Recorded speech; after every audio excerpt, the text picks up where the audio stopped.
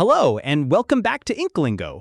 Today's story is called The Flute That Suddenly Stopped at the Party, and it's written in Arabic at the A1 level, perfect for beginners.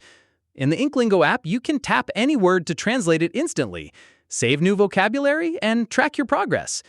Before we begin, let's warm up with a few keywords. First, Nai, meaning flute. Next, Khatam, meaning ring.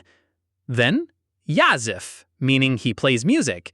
And finally, Yusaid, meaning he helps. Our story follows a boy named Sammy whose flute suddenly stops making sound during a party, and he must find out why.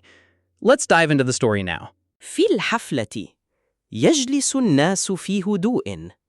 سامي يقف على المسرح وفي يده ناي صغير، هدية من جده.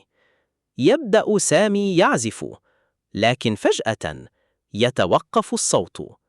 لا صوت من الناي. يشعر سامي بالقلق. ينظر داخل الناي فيرى خاتما ذهبيا. إنه خاتم جده، وهو يسد الهواء. فتاة صغيرة في الصف الأول تقف وتقول: أنا أساعدك. تخرج عودا رفيعا من حقيبتها وتدخله بحذر. يخرج الخاتم ببطء. الناس يصفقون بفرح. يبتسم سامي ويضع الخاتم في جيبه.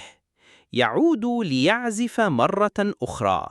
هذه المرة الصوت جميل جدا. في نهاية الحفلة يصفق الجميع بقوة. ينظر سامي إلى الفتاة ويقول: شكرا لك، أنت صديقتي. And that's the end of our story. Sami discovers his grandfather's ring was blocking the flute, and thanks to a kind girl's help, he plays beautifully again and makes a new friend. If you want to read more stories with tap to translate, word saving, karaoke highlighting, progression tracking, and many more features, check out the InkLingo app. You can also read hundreds of stories for free on the website at inklingo.app.